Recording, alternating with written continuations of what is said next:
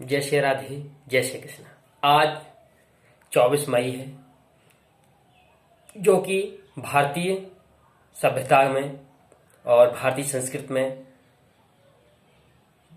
भाई दिवस के रूप में मनाई जाती है। आप लोगों को सभी को भाई दिवस की हार्दिक शुभकामनाएं और ढेर सारी बधाइयां देता हूं। आप लोगों का मार्गदर्शन करते हुए भाई की महानता और भाई के उपकारों का मैं वर्णन करना चाहता हूं। एक भाई दूसरे भाई की भुजा होता है।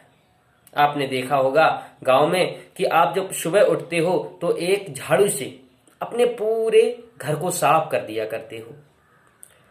एक झाड़ू से अपने घर की सफाई करते हो। अगर आपसे ये कहा जाए कि आप एक तीली से झाड़ू की एक सींक से अपने घर की सफाई करिए, तो क्या आप अपने घर की सफाई एक सींक से कर पाएंगे?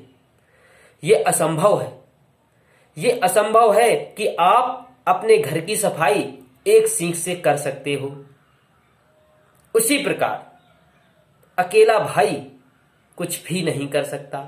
अगर आप 4 भाई हो, अगर एक साथ रहते हो तो एक बढ़नी का काम करोगे, एक झाड़ू का काम करोगे, और जिस कार्य में आप लग जाओगे उस कार्य को बड़े ही सुलभता से और बड़े ही अच्छी तरीके से आप उसको खत्म कर दोगे। लेकिन आज का मनुष्य बड़ा विलक्षण हो रहा है। भाई भाई में स्नेह खत्म हो रहा है। जब हम छोटे होते हैं तो भाई भाई में बहुत स्नेह रहता है, बहुत प्रेम करते हैं, साथ रहते हैं, साथ खाते हैं, साथ पढ़ते हैं, सब कुछ साथ साथ रहता है। लड़ते हैं, झगड़ते हैं, फिर भी साथ में रहते हैं। जैसे ही बड़े हो जाते हैं, समृद्ध हो जाते हैं, शक्तिशाली हो जाते हैं, वैसे अलग अलग होने लगते हैं। अरे अगर आप लोग साथ में रहोगे, जैसे 4 भाई हो साथ में रहोगे तो चौधरी कहलाओगे, 5 भाई हो 5 साथ में रहोगे तो पंच कहलाओगे। अगर दूर दूर हो जाओगे, बिखर जाओगे तो पंचर हो जाओगे, कुछ नहीं कर पाओगे। मैं आपको एक उदाहरण दे देना चाहता हूं। महाभारत में दुर्योधन भी कुर्सी चाहता था और युधिष्ठिर भी कुर्सी चाहते थे।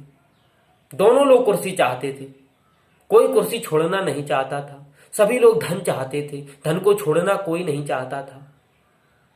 किस प्रकार से युद्ध हुआ, दोनों पक्षों की बहुत अत्यधिक गंभीरता से हार हुई। दोनों लोगों का बहुत ही नुकसान हुआ। दोनों ने अपने सगे संबंधियों को खो दिया। और एक घटना और है कि भरत जी कुर्सी छोड़ना चाहते थे, श्री रामचंद्र जी भी कुर्सी छोड़ना चाहते थे। कोई धन लेने नहीं चाहता था, कोई राज्य नहीं लेना चाहता था, कोई भोग भोगना नहीं चाहता था, तो रामायण रच गई।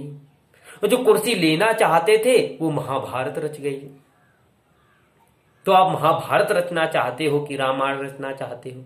खुद ही विचार कर लीजिए। रामायण में जब दशानन रावण ने कहा कुंभकर्ण से, बोला हे कुंभकर्ण, सारी सेना सभी लोग परास्त हो गए हैं, अब हमें आपकी आवश्यकता है, आप युद्ध करिए।